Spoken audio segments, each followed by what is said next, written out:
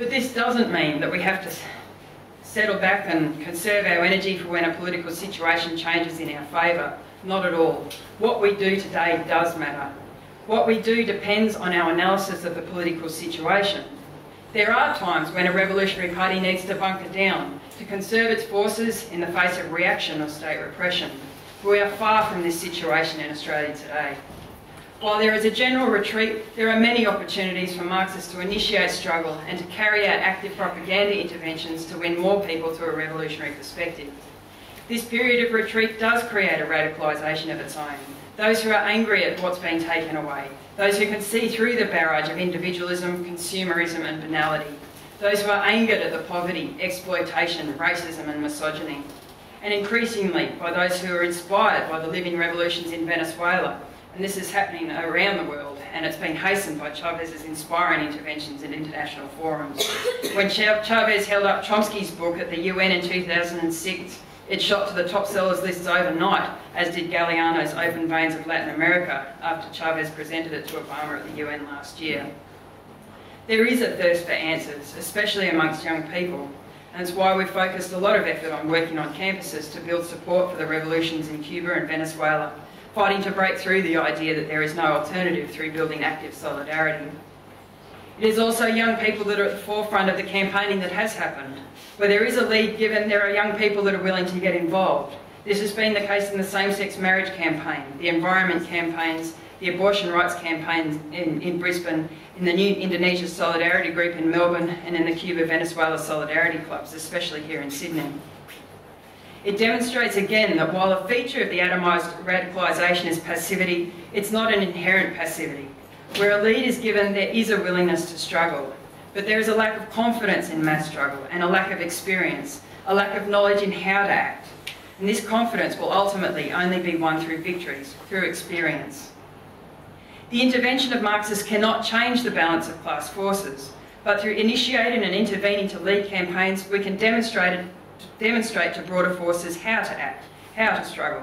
We can strengthen the class struggle left wing of the movements, and this has a dynamic of its own. It creates a pole of attraction for those who are radicalising, and the political education and understanding that is at the heart of such interventions can in itself help to break the sense of isolation and atomisation. Understanding why things are as they are and the different forces at play is empowering, as it can break through the people are just fucked sentiment. Developing this within the campaigns lays a stronger basis for the development of the movements. On the other hand, demoralisation and atomisation can deepen if attacks are not resisted at all, even if they cannot be defeated. The movements that historically helped to shift the balance of class forces didn't come out of nowhere. The popular history of the movements only ever focuses on the high points, the large mobilisations and the stunt actions. They focus on the individuals and on the impacts within bourgeois politics. They don't tell the story of the groundwork, the hundreds of small actions, the slow and painful building up, the people who come and go, who lose hope because of a lack of a historical perspective, the failures, the setbacks and the mistakes.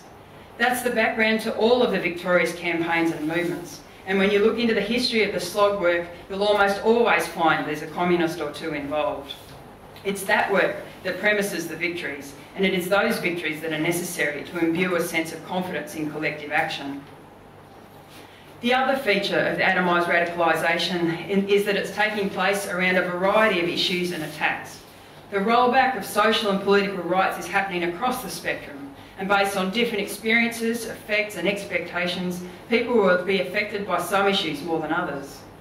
In the abortion rights campaign in Brisbane, this has been very marked, with much of the sentiment in the campaign being one of sheer fury at the charging of a woman for having an abortion. And the campaign has helped to galvanise a layer of young feminists, many of who are involved in collective organising for the first time. It demonstrates what's possible. While we may be small, through building alliances and taking initiatives, we can draw people into action. We're a small party, but our short existence as the RSP, during this time we've continued the proud tradition of struggle that we inherited from the old party. The goals and the vision of a new society that we fight for drives a motivation and commitment that has always been the hallmark of our movement, here and around the world. It is the sort of commitment that gets a strange, patronising admiration from liberals, but one that they can't really understand. Our movement demands commitment because we know that without it our goals will never be met. But within the ideological framework of bourgeois individualism, it just doesn't make sense, as the goals of a revolutionary have no concern for individual advancement. But it's this that enables us to punch above our weight. Excuse the boxing analogy. The RSP started out less than 2 years ago with a little over 50 people. We have already taken a leading role in building solidarity with Venezuela and Cuba, especially on the campuses. We're centrally involved in Palestine solidarity campaigning in a number of cities. We have comrades who are delegates in the MUA, the CPSU, the ANWU, the ASU, the NTU, and comrades active in the Teachers' Union. We've helped initiate and lead the abortion rights campaign in Brisbane, initiated the Indonesia Solidarity Forum in Melbourne, and the anti-war veterans group Stand Fast. We've had comrades involved in the Aboriginal rights campaign, Solidarity with Burma, the Environment campaign, and we have comrades involved in some cities in the reformed refugee rights campaign groups. In Melbourne, we have also had comrades involved in political cultural activism.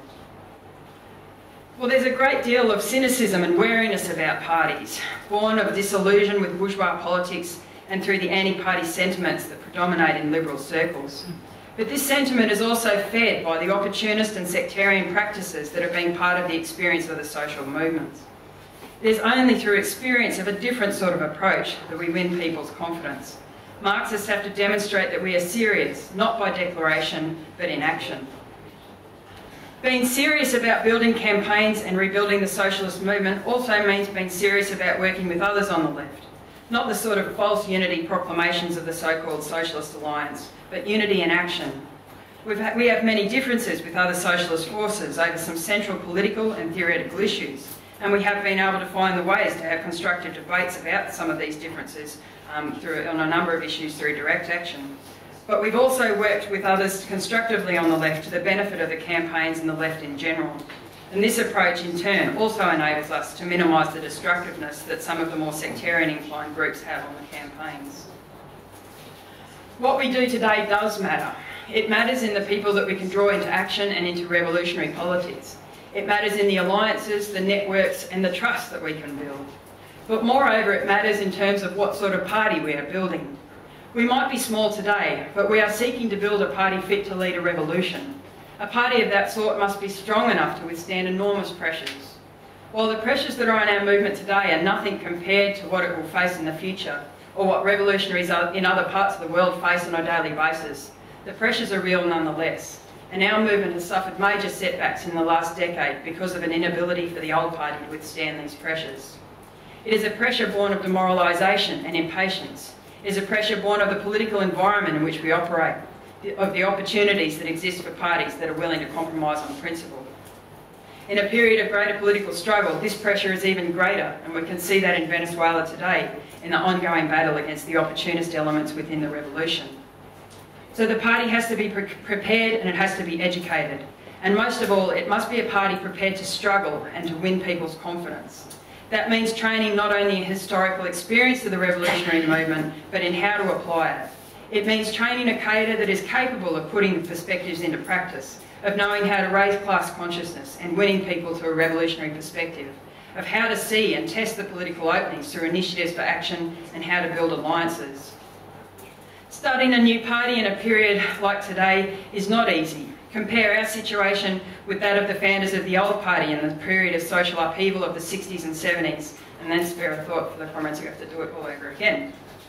But that does remind us that we are not starting from scratch. Our party already has a strong history of struggle, of intervening and leadership. It might not be in the popular history, but it's many of our comrades who are the communists in the hidden history of many of the movements over the past 4 decades. The struggle that our party has gone through in the last few years adds many important lessons to that history of struggle. It has strengthened our collective political understanding of the complexities of the struggle to build a revolutionary party. And it has strengthened our collective political resolve to build a revolutionary party that will live up to its name. And this is no small undertaking, which is why even in the political conditions in Australia today, though they're far from revolutionary, everything that we do today to prepare the groundwork for the future does matter.